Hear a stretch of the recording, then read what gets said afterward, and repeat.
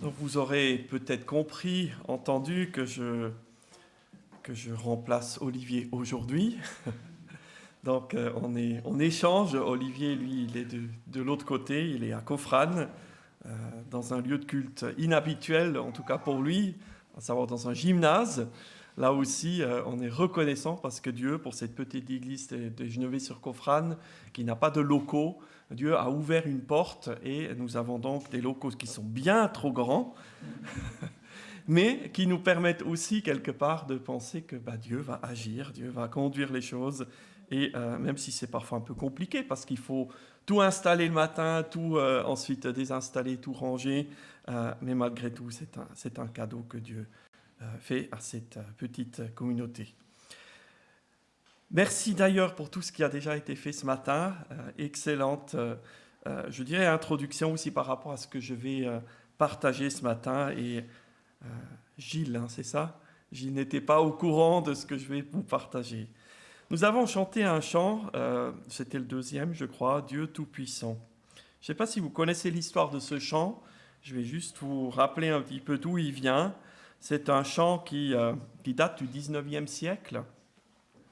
Et donc c'est d'abord un poème qui a été écrit.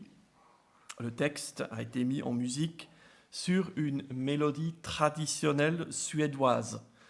Je ne sais pas si on est toujours conscient que la musique n'est pas nécessairement chrétienne, mais que les paroles peuvent très bien l'être. Hein, c'est en tout cas le cas pour ce chant-là, Dieu Tout-Puissant. L'histoire de ce cantique commence avec Carl Gustaf Boberg. Il était pasteur suédois, éditeur, membre du Parlement suédois. Et Boberg était en train de se promener quand soudain, un orage a éclaté de nulle part et un vent violent s'est levé. Une fois l'orage passé, Boberg a regardé au-delà d'une baie qui est devenue toute calme, et au loin, il entendait une cloche sonner.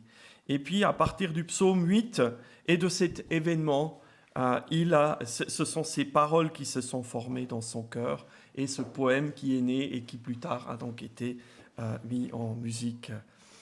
Voilà une histoire qui nous montre qu'il y a un mélange entre, on va dire, des éléments qui sont de ce monde presque, et puis un chrétien qui a été inspiré dans ses paroles pour adorer Dieu. Et tu as aussi évoqué l'adoration, et combien je suis d'accord avec toi, le livre de l'Apocalypse nous montre que tout le monde adore ou tout le monde va adorer.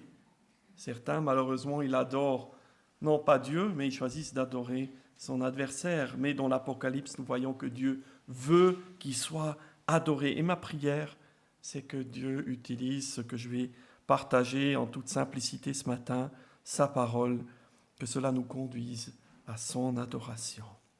Nous avons proclamé, entre autres, Christ est roi. Christ est roi.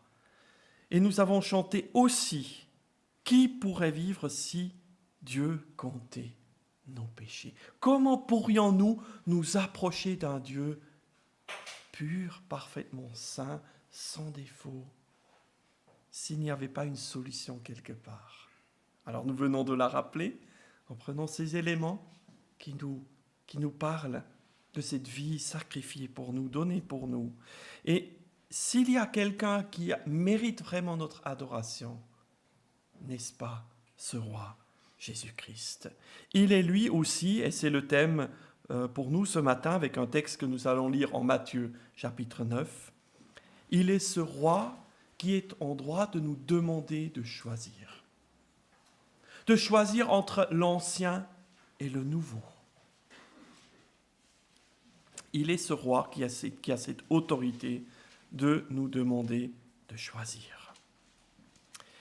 Il y a effectivement, et encore une fois dans le chant Dieu Tout-Puissant, on voit un mélange quelque part, et c'est une bonne chose. Moi je suis convaincu que Dieu a utilisé cela. D'ailleurs on le voit dans beaucoup de chants aussi de l'armée du salut. Je ne sais pas si vous savez que beaucoup de chants de l'armée du salut au départ c'était des chants populaires que les gens connaissaient, donc des mélodies que les gens connaissaient déjà, mais finalement qu'ils ont découvert avec d'autres paroles qui les invitaient à connaître Dieu. Mais il y a aussi des domaines dans lesquels on ne peut pas mélanger les choses. Certains d'entre vous, ils ont connu l'époque où il n'y avait pas d'ordinateur. Et puis il y a les premiers ordinateurs qui sont arrivés.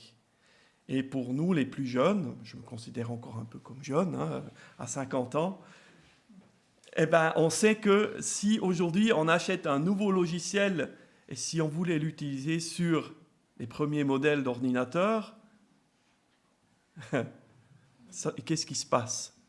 Vous ne faites rien du tout. Vous ne pouvez pas, c'est incompatible. Et donc, il faut faire un choix. Moi, j'étais d'abord menuisier avant de faire l'IBG. J'ai travaillé plusieurs années dans ce métier. Et je prends plaisir, effectivement, sur le chantier à utiliser mes mains et à rénover une maison. Mais il y a une évolution technologique qui, parfois, nous pousse à faire des choix. Et on ne peut pas... Si vous avez des vis cruciformes, il vous fallait un embout cruciforme. Mais si aujourd'hui vous utilisez des vis avec l'embout Torx, voilà, certains c'est des connaisseurs, bienvenue, si vous voulez venir sur le chantier, il y a de la place. Vous pouvez venir aider. Mais si vous avez des vis, il vous faut un embout Torx, vous ne pouvez pas dire, bon, c'est une vis. J'utilise mon embout cruciforme, ça ne marchera pas. Il vous faut choisir et quelque part, il vous faut vous adapter. Et dans le texte que nous allons lire, c'est exactement ce que Jésus demande à ses contradicteurs, particulièrement. Il leur montre qu'il y a un choix à faire. Et ce n'est pas vraiment surprenant. Si vous lisez les évangiles, vous savez que Jésus, il est là pour montrer qu'il n'y a que deux chemins. Vous lisez le psaume 1, c'est la même chose. C'est un psaume qui tout de suite montre qu'il n'y a que deux voies. Il n'y a que deux possibilités et il faut choisir. Donc maintenant, je vous invite à lire ce texte une première fois, donc avec moi en Matthieu chapitre 9, les versets 9 à 17. Donc vous pouvez simplement écouter ou alors vous lisez dans votre traduction. Jésus partit de là. En passant, il vit un homme assis au bureau des taxes et qui s'appelait Matthieu. Il lui dit, « Suis-moi ». Cet homme se leva et le suivit. Comme Jésus était à table dans la maison, beaucoup de collecteurs d'impôts et de pécheurs vinrent se mettre à table avec lui et avec ses disciples.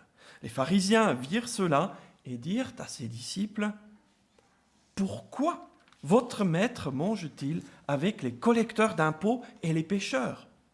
Mais Jésus, qui avait entendu, leur dit, « Ce ne sont pas les bien portants qui ont besoin de médecins, mais les malades. Allez apprendre ce que signifie « je désire la bonté » et non les sacrifices. En effet, je ne suis pas venu appeler des justes, mais des pécheurs, à changer d'attitude ou à se repentir, selon la traduction. Alors les disciples de Jean vinrent vers Jésus et dirent, « Pourquoi nous et les pharisiens jeûnons-nous souvent, tandis que tes disciples ne jeûnent pas ?» Jésus leur répondit, « Les invités à la noce peuvent-ils être tristes? Tant que le marié est avec eux, les jours viendront où le marié leur sera enlevé, et alors ils jeûneront. Personne ne coud un morceau de tissu neuf sur un vieil habit, car la pièce ajoutée arrache une partie de l'habit et la déchirure devient pire. On ne met pas non plus du vin nouveau dans de vieilles outres. Sinon, les outres éclatent, le vin coule et les outres sont perdues. Mais on met le vin nouveau dans des outres neuves et le vin et les outres se conservent. » Prions. Seigneur, merci pour ta parole. Merci de pouvoir être en toute liberté devant toi. Et c'est à toi que nous nous adressons.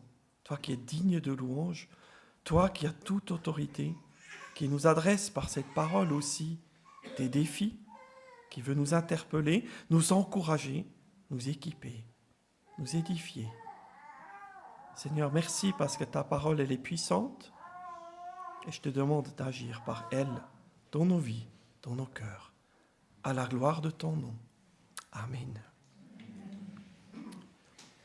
L'évangile de Matthieu, pour parler un petit peu du contexte maintenant de ce passage, c'est un évangile qui parle du roi, de ce roi du Messie.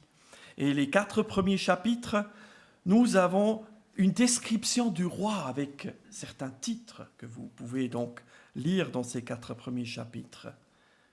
Ensuite, vous avez ces chapitres 5 à 7, connus sous le nom de le sermon sur la montagne, effectivement. Et dans ces chapitres, on parle parfois des principes du royaume.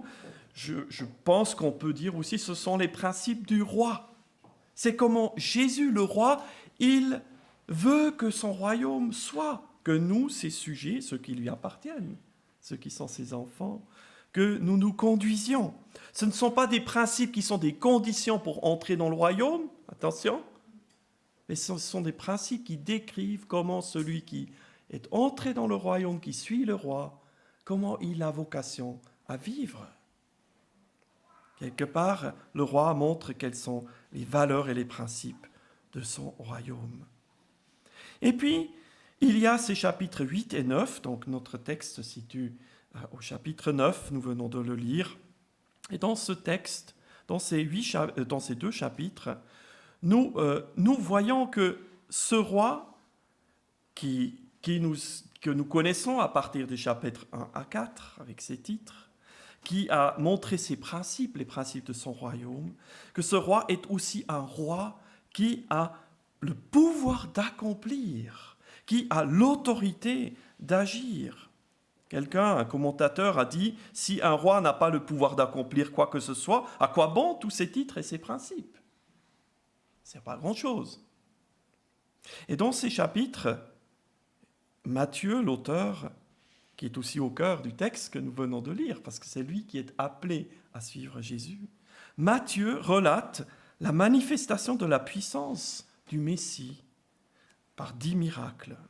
10 miracles qui sont opérés par Jésus, comme partout dans les évangiles, non pas pour attirer les foules ou pour le spectacle, mais pour accréditer son ministère, pour prouver sa compassion, sa qualité de Messie et la véracité du salut pour tous. Si on regarde en détail, on voit dans ces 2 chapitres d'abord 3 premiers miracles. Purification du lépreux, guérison du serviteur du centenier. Ça, c'est un miracle qui d'ailleurs a fait grincer les dents parce que Jésus affirme qu'il n'a pas vu une aussi grande foi même en Israël. Quelque chose de nouveau et de surprenant, d'étonnant qui arrive. Jésus qui va dire, mais un centenier, un étranger, un païen, sa foi est plus grande que tout ce qu'il a pu voir en Israël. Et puis il y a la guérison de la belle-mère de Jésus. Ensuite, il y a un premier interlude, et là Jésus va aborder l'engagement total du disciple, celui qui veut suivre le Fils de l'homme, ce qui est un titre messianique tiré du livre de Daniel, et qui souligne la prétention justifiée de Jésus à la royauté. Celui qui veut suivre Jésus, qui veut suivre le Fils de l'homme, il doit être prêt à un engagement total. C'est ce texte troublant, choquant pour certains, où Jésus va dire, mais tu veux me suivre? Laisse les morts enterrer leurs morts. Et toi, suis-moi. Le roi a le pouvoir, a l'autorité, a le droit de dire, toi, suis-moi. Et ça, c'est au cœur, disons, au début du texte, que nous allons parcourir donc après et que je viens de lire. 3 autres miracles qui suivent après ce premier interlude. Et dans ces miracles, il est question de paix d'une certaine façon. Il y a la tempête qui est apaisée. Il y a ces démoniaques qui retrouvent la paix, ces 2 démoniaques. Et puis, il y a un homme qui n'était plus apte à marcher. Il ne pouvait plus marcher, il n'avait plus cette capacité. Mais plus que la guérison, il reçoit quoi? Jésus va lui dire, tes péchés sont pardonnés. Le roi n'est pas venu pour apporter essentiellement un bien-être, une libération physique, pour montrer par un spectacle qu'il est tout-puissant. Mais ce qu'il vient apporter, c'est la paix pour le cœur, le pardon, la réconciliation avec Dieu notre Créateur. Il est bien sûr contesté quand il affirme qu'il pardonne les péchés. Et vous connaissez, je pense aussi, sa réponse. Mais qu'est-ce qui est plus facile à dire? Lève-toi et marche, ou que tes péchés soient pardonnés. Il est le roi qui a l'autorité de dire les deux choses. Et le texte aujourd'hui, c'est donc un deuxième interlude, et je vais le parcourir dans un instant. Il est suivi de 4 miracles. Le dernier, c'est celui où Jésus va guérir un homme muet en chassant un démon. C'est un des rares textes. Il y en a quelques-uns qui font le lien entre la maladie et la présence d'un démon. Ce n'est pas systématique et il ne faudrait surtout pas en faire un principe et considérer que quelqu'un qui est malade ou infirme, qu'il y aurait un problème spirituel nécessairement. Donc je tiens à le préciser et je pense que mon frère Olivier sera d'accord là-dessus, je l'espère. Avec ce dernier miracle, vous voyez l'opposition une fois de plus des pharisiens en particulier. Il me semble que c'est des pharisiens dont il est question. Je vais quand même vérifier pour ne pas dire de bêtises. C'est bien eux qui disent au verset 34, « C'est par qui que Jésus chasse les démons ?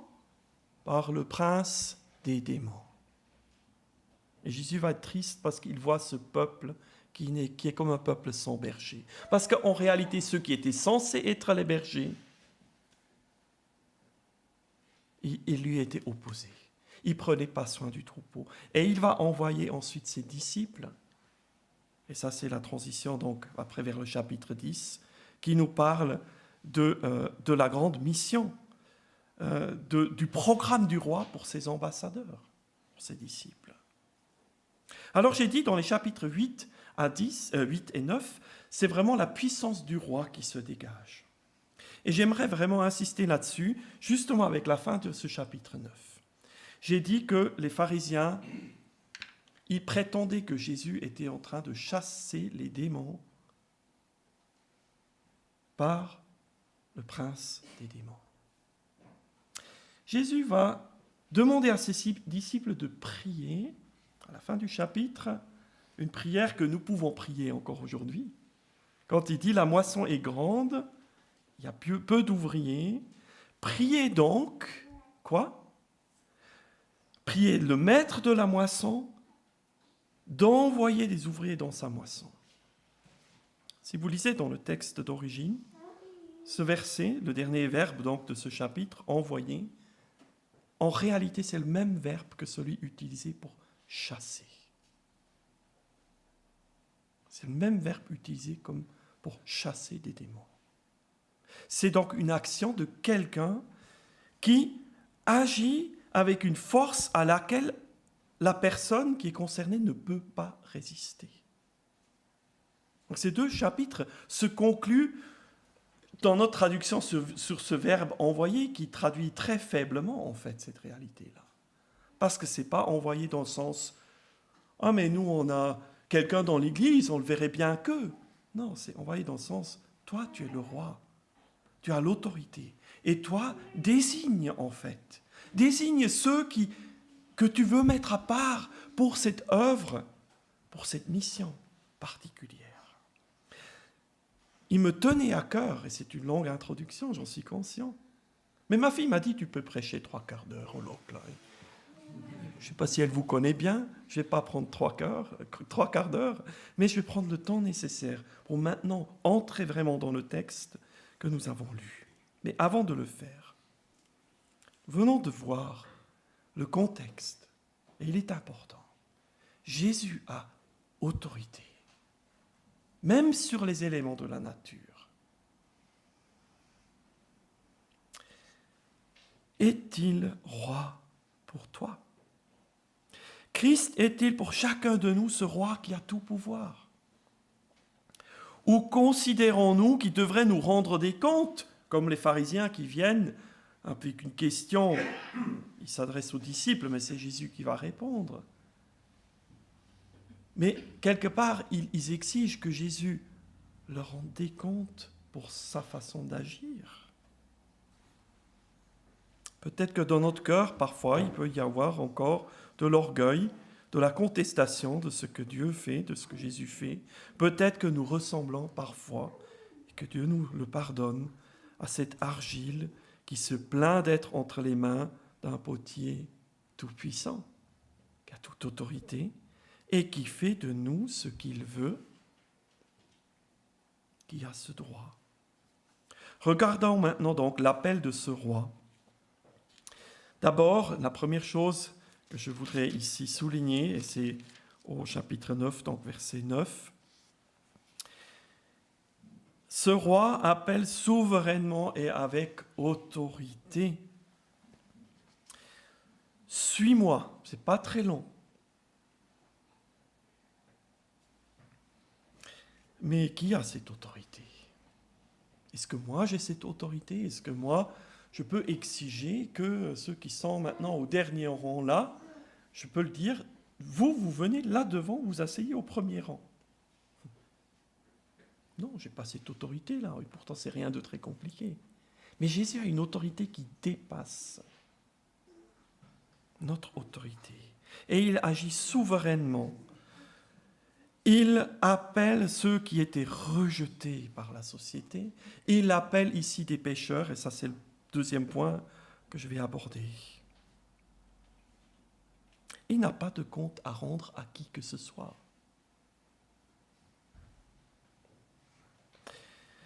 Et je l'ai déjà dit, moi je n'ai pas vraiment contribué beaucoup à la construction du royaume. Dieu, dans sa grâce, a pu nous utiliser, c'est vrai.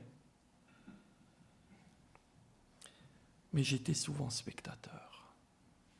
Et bien souvent humilié aussi. Parce qu'on investit, on a des idées, on établit des programmes, on mène des actions, on a des projets. Et tout en les exposant devant Dieu et en priant et en étant convaincu que tout ce qu'on investit aussi dans le relationnel avec ceux qui ne connaissent pas Dieu devrait peut-être leur permettre de s'approcher de Dieu, de se convertir et de devenir disciples.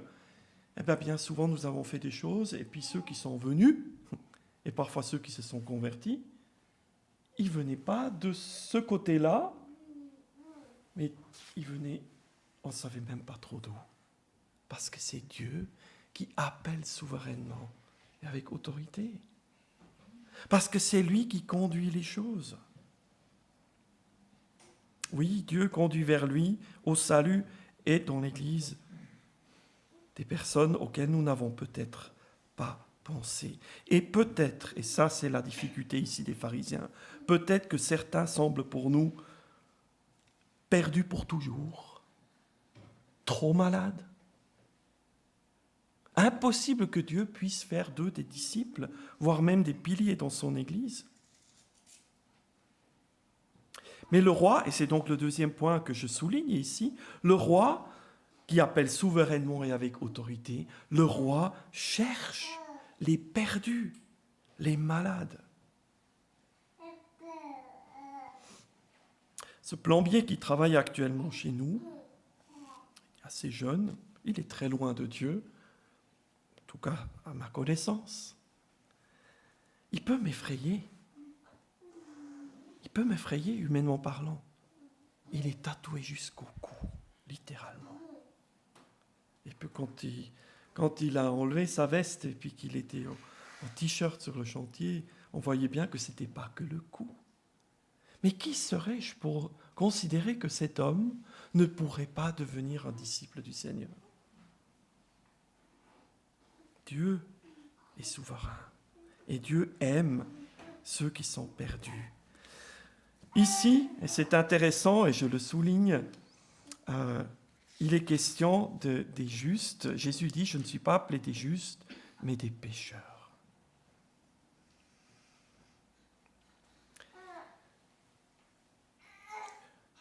Personne de nous, et je ne connais pas suffisamment bien, mais j'ose le dire, personne de nous ne se considérerait comme pharisien.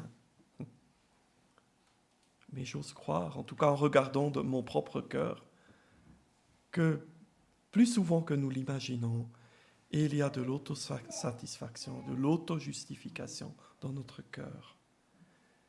Et que nous avons encore trop souvent cette tendance à nous comparer aux autres. à nous considérer peut-être comme meilleurs. Là où la Bible, elle dit, il n'y a pas de juste, pas un seul. Alors ça semble en contradiction avec ce que Jésus dit ici. Il dit, je ne suis pas venu appeler des justes. Mais en réalité, il est en train de dire, je ne suis pas venu appeler ceux qui ne reconnaissent pas qu'ils sont pécheurs. Parce que même les justes de l'Ancien Testament, ils étaient quoi? Ils étaient pécheurs. Pourtant, il est question des justes dans l'Ancien... J'étais pas à 30 cm, excuse-moi. Pourtant, il y en a qui sont appelés justes dans l'Ancien Testament. Ils n'étaient pas impeccables. Impeccable, ça veut dire sans péché. Mais ils aspiraient à la justice de Dieu. Et avant même que Jésus prêche le sermon sur la montagne, ils avaient compris déjà que nous devons d'abord chercher le royaume de Dieu et sa justice. Ils avaient cette faim et cette soif. Même un Lot. Vous imaginez? Même un Lot. Il torturait son cœur au cœur de cette ville. Il était torturé. Et pourtant, il n'était pas parfait, on le sait. Oui, il n'y a pas de juste, pas un seul. Et en même temps, reconnaissons-le, mais ça c'est un message extraordinaire, ce que Jésus dit, qu'il est venu justement pour ceux qui ne sont pas parfaits, qui sont pécheurs. Nous avons vécu il y a plusieurs années en France une fête de Noël un peu particulière parce que j'ai fait le choix de décorer la salle avec 2 sapins. Il y avait un sapin en plastique artificiel, bien décoré, c'était joli. Puis il y avait un autre qui était dans un pot, et c'était un sapin coupé avec de la terre, bien décoré aussi. Et ma question à un moment donné dans cette fête, c'était de demander lequel de ces 2 sapins est vivant. Il n'y en avait aucun. Aucun des 2 était vivant. Coupé de la racine. Il y a encore une apparence de vie, mais la mort est là. Et c'est la condition de l'être humain, coupé de Dieu, séparé de Dieu. Vivant, il est en train de mourir. Vivant, il est en train de mourir. Mais, et je continue dans le texte, nous voyons ce roi prendre plaisir à quoi? Prendre plaisir à la bonté. Je désire la bonté et non les sacrifices. Alors Jésus cite un texte de l'Ancien Testament et il dit, là encore, la traduction en français, je pense qu'elle est un peu gentille quand on lit « allez apprendre ce que signifie ». Je crois que Jésus renvoie vraiment ses adversaires dans les cordes. Révisez votre leçon. Relisez Osée 6, 1 Samuel 15, Michée 6. Alors j'ai les versets si vous voulez, sinon vous lisez tous les chapitres. Osée 6, 6, 1 Samuel 15, verset 22, Michée 6, verset 6 à 8. Mais Jésus n'avait pas besoin de leur donner les références. Il les renvoie à ceux qu'ils connaissent. Ils le savent. Mais ils avaient besoin d'entendre et de réaliser que les préceptes moraux de la loi, la justice, ont la priorité absolue sur les règles cérémonielles. Et le fait de ne pas vouloir se mélanger à ceux qui étaient des pécheurs pires ou des pécheurs tout court était déjà allé à l'encontre de ce que Dieu désirait, lui qui désire, comme nous le lisons ici, la bonté et non les sacrifices. Maintenant, si nous avançons, nous voyons ce texte où il y a d'autres personnes qui viennent demander à Jésus pourquoi il agit de cette façon-là. Alors les premiers, c'était donc les pharisiens. Ils s'adressaient aux disciples et c'est Jésus qui coupe court et c'est lui qui va répondre. Cette fois-ci, verset 14, ce sont les disciples de Jean-Baptiste, qui viennent vers Jésus et ils demandent, nous en jeûne, les pharisiens aussi, ils le font même souvent. Et peut-être qu'ils sont venus parce que le jour où Jésus a mangé avec Matthieu, et avec ses amis, pécheurs, et avec ses disciples. C'était peut-être, certains commentateurs le pensent, il n'y a pas de preuve dans le texte, mais c'est possible. C'était peut-être juste un bon jour où, normalement, c'était préconisé qu'on devrait jeûner. C'est possible. En tout cas, la question, elle est là. Nous, les pharisiens, on jeûne souvent. Mais tes disciples, eux, ils ne font pas. Pourquoi? Et voilà la réponse de Jésus, on l'a déjà lu. Il va leur parler de noces. Il va parler de mariage, du marié. Il va leur parler d'un temps qui, en principe, est un temps de fête, incompatible avec ce qui reflète plutôt la tristesse, l'introspection peut-être. Oui, la présence de l'époux prête plutôt à la joie qu'à la tristesse associée au jeûne. Cette affirmation ici me fait penser à Luc chapitre 15. Vous avez dans ce chapitre 3 paraboles, une est très connue, c'est celle du fils prodigue. Il y en a 2 qui précèdent. Et les 3 paraboles, ce sont des réponses de Jésus aux pharisiens qui l'interrogent sur exactement la même situation. Ces pharisiens qui ne peuvent imaginer qu'eux, ils devraient entrer dans la joie de voir des pécheurs sauvés. Dans les 3 paraboles, il est question de joie. Quelque chose qui est perdu, qui est retrouvé dans les 2 premières, des objets, un objet, un animal. Et puis la 3e, la plus longue, c'est celle du fils prodigue. Et vous connaissez cette parabole. Si vous ne la connaissez pas, alors là, aujourd'hui, vous allez lire Luc 15. Vous savez qu'il n'y a pas que le fils prodigue. Vous savez qu'il y a un frère aîné. Et tout pointe vers ce frère aîné qui, lui, a besoin de comprendre que s'il n'entre pas dans cette joie-là, de la présence de l'époux, s'il n'accepte pas que le temps maintenant est à la joie, parce qu'il y a des perdus qui reviennent et qui sont sauvés, qui retrouvent la relation avec Dieu, le Créateur, qui retrouvent la vie tout court. S'ils ne reconnaissent pas que Jésus est celui qui est venu pour donner cette vie en abondance, au point de dire, il n'y a pas que ce troupeau est plus large, il y en a d'autres qui vont s'ajouter. Et ça, les premiers disciples ont eu beaucoup de mal aussi. Ceux qui étaient juifs, comme Pierre, Dieu a dû les bousculer un petit peu, pour qu'ils comprennent aussi que non, le salut n'est pas uniquement pour le peuple juif. Mais il fallait qu'ils entrent, qu'ils acceptent que le roi a toute autorité pour comprendre qu'il y a un passage de l'ancien vers le nouveau. Et comme l'auteur de l'Épître aux Hébreux le dit, c'est une alliance meilleure, supérieure.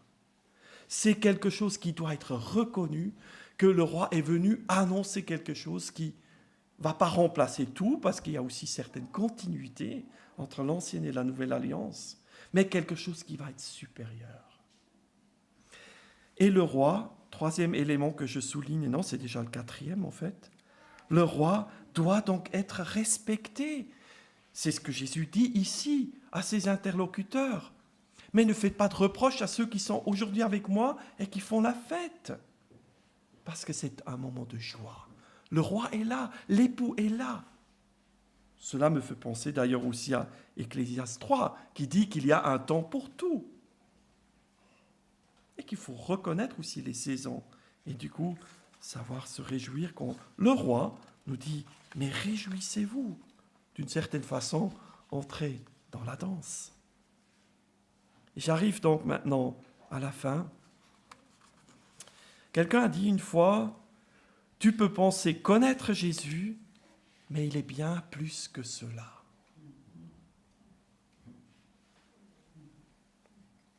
Tu peux penser connaître Jésus, mais il est bien plus que cela. Et là, les interlocuteurs de Jésus doivent aussi l'entendre. L'entendre.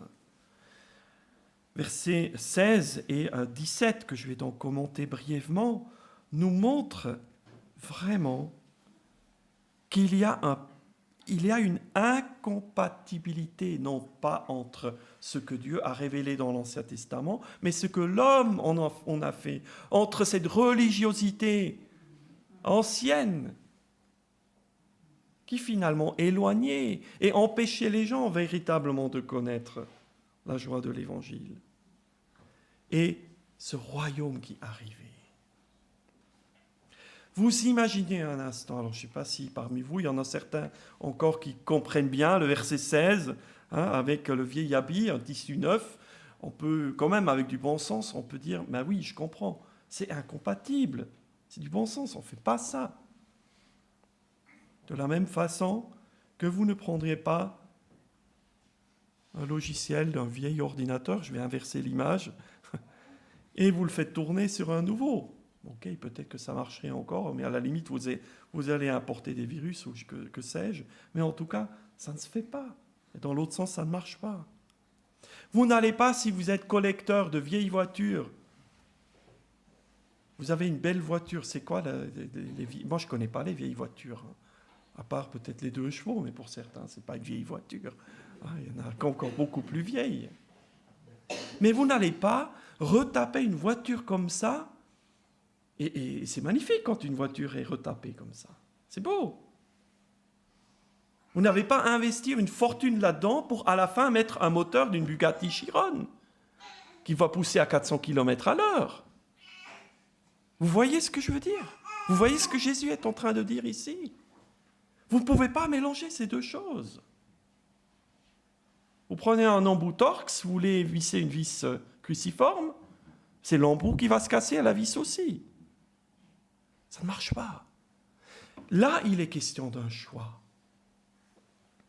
Et tout cela me permet aussi de dire qu'il faut être prudent. Parfois, j'entends des citations de ce texte qui semblent annoncer un principe comme si nous devions, à intervalles plus ou moins réguliers, en fait, nous moderniser. Attention, je suis pour une annonce pertinente de l'Évangile. Je ne suis aussi pas du tout contre le fait que quelque part, là où c'est neutre, ou là où Dieu nous donne des outils qui sont peut-être différents de ce que nous avons connu il y a 100 ou 150 ans, de les utiliser. Je ne suis pas contre ça. Par contre, ce n'est pas ce verset qui nous donne la justification. Ici, Jésus dit clairement, mais c'est le nouveau qui arrive, qui doit grandir, être dans ces nouvelles outres. Ça, c'est mon royaume qui arrive. Et vous ne pouvez pas le mélanger avec cet ancien. Alors c'est vrai que dans l'image, on pourrait dire, ouais, mais le vieux, quelqu'un me l'a dit, mais le vieux vin, il est bon. C'est vrai. Mais Jésus n'est pas en train de disqualifier le vieux vin, il le fait dans d'autres textes de façon radicale, mais il dit simplement, vous ne pouvez pas mélanger ces deux choses-là. C'est l'essentiel, je dirais, de ce qu'il veut enseigner ici. Alors j'aimerais vous citer encore un texte, et après je conclus. Il est quand même presque l'heure. J'aimerais terminer avec une citation et 3 questions. Une question en 3 parties. Voilà, on va faire comme ça. C'est Henri Briand, qui est décédé déjà, qui a écrit un commentaire sur l'évangile de Matthieu, qui parle donc ici de ces 2 derniers versets, versets 16 et 17. Par ces illustrations, donc le tissu, les outres, le vin et les outres, par ces illustrations, Jésus montre l'impossibilité de mélanger le royaume des cieux qu'il annonce, le 9, avec les traditions religieuses pratiquées de longue date par les croyants, le vieux. Jésus n'est pas venu pour ajouter de nouvelles idées au système, mais pour présenter une nouvelle alliance qui doit remplacer l'ancienne.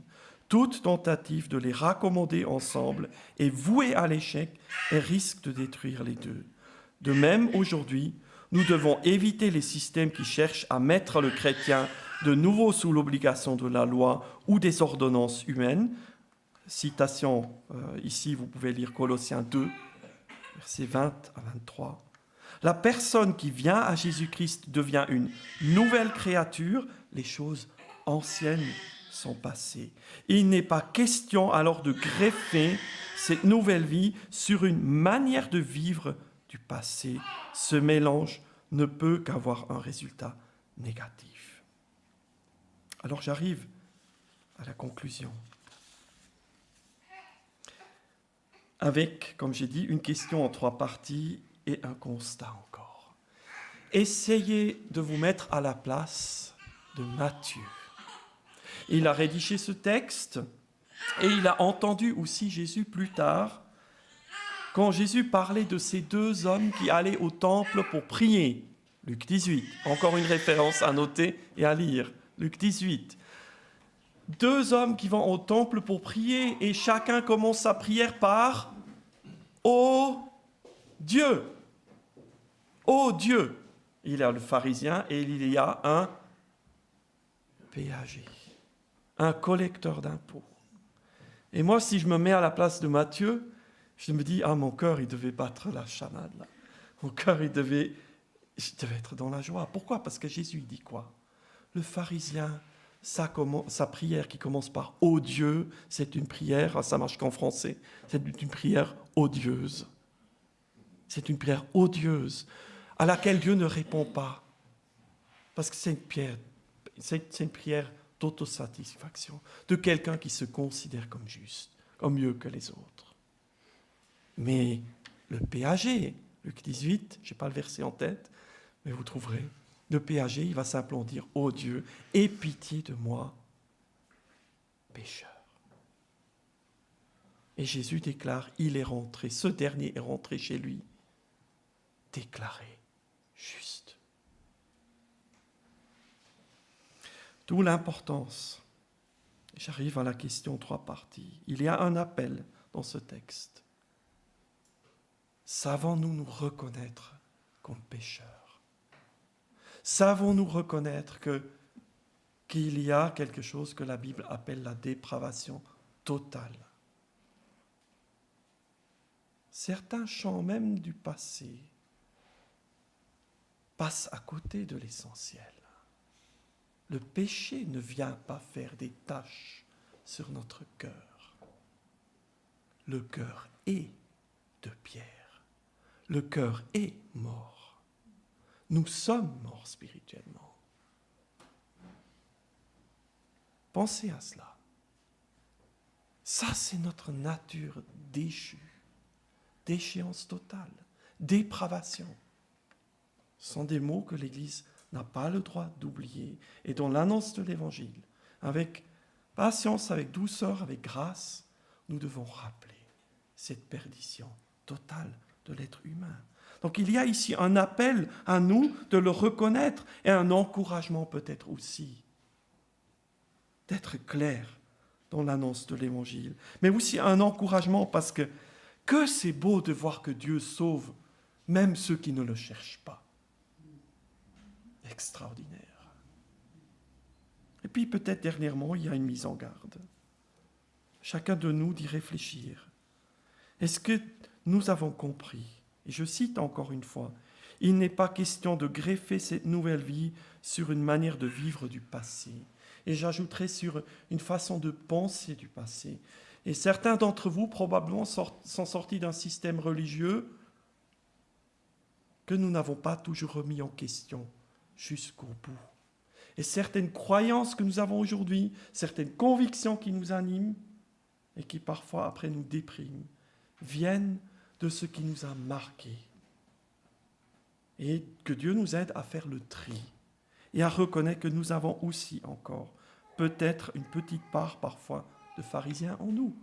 En tout cas, le péché est encore présent, il nous imprègne encore et nous avons à mener ce combat avec l'aide de l'Esprit Saint et aussi avec l'aide de l'Église, de nos frères et sœurs qui sont là pour nous encourager et pour nous relever si besoin est. 3/4 d'heure, presque à la minute près. Merci pour votre attention, pour votre patience. Je propose qu'on prenne un temps, tu es d'accord Gilles, qu'on prie chacun dans son cœur. Il y a peut-être une réponse à donner, à un appel, à venir au pied de la croix pour recevoir le salut. Peut-être à dire « Seigneur, merci pour l'encouragement que tu m'as donné ce matin. Merci peut-être aussi pour le fait que, parce que tu es bon, tu me pousses à la repentance. » Que chacun expose sa vie, son cœur devant Dieu et je terminerai par une courte prière.